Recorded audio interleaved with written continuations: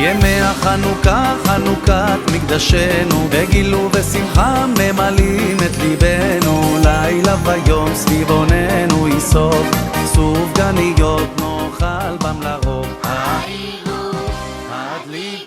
Hanouka Sameach, chers parents, je partage avec vous un chidouche concernant nos enfants. Comme on le sait, tous les soirs on s'efforce d'allumer les nérotes de Hanouka et de rester devant les nérotes, puisque ces nérotes représentent la lumière. Et il n'y a pas de plus grande lumière à nos yeux que nos bougies personnelles qui sont nos enfants. Et bien sûr que on essaye d'être Mekayem, la Gemara qui dit Haragil Bener, celui qui fait attention justement dans l'allumage des nérotes. Il s'agit ici des nérotes de Shabbat et celles de Hanouka. Zoché les banim talmidei chachamim. Il va mériter justement des enfants talmidei chachamim, tout ce que tout le monde rêve. Et donc, quel est le rapport? Parce qu'il est écrit dans Mishlei qui ner mitzvah vetora or. Alors, celui qui va justement allumer le nerf de la mitzvah, alors il va mériter la lumière de la Torah, qui allié des ner mitzvah ba or Torah. Grâce à cette bougie de mitzvah, alors il va mériter la lumière de la Torah. Et donc, Rabotai, écoutez ce chidouche. Lorsque Yitzhak Avinu, alors il a reçu Yaakov qui était venu déguisé en Esav pour prendre les brachot.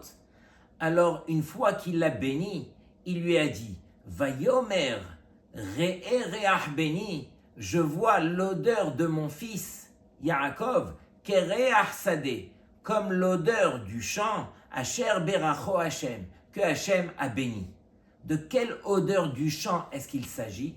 Alors, il y a des années auparavant, lorsque Eliezer avait été pour ramener le Shidur de Yitzhak, il était rentré avec Rivka. Voici que Yitzhak, à ce moment-là, était sorti. Vayetse Yitzhak la souach basade lifnot arev. Yitzhak était sorti dans les champs pour prier la tfila de Mincha, mais ça rejoint exactement ce qu'on a dit.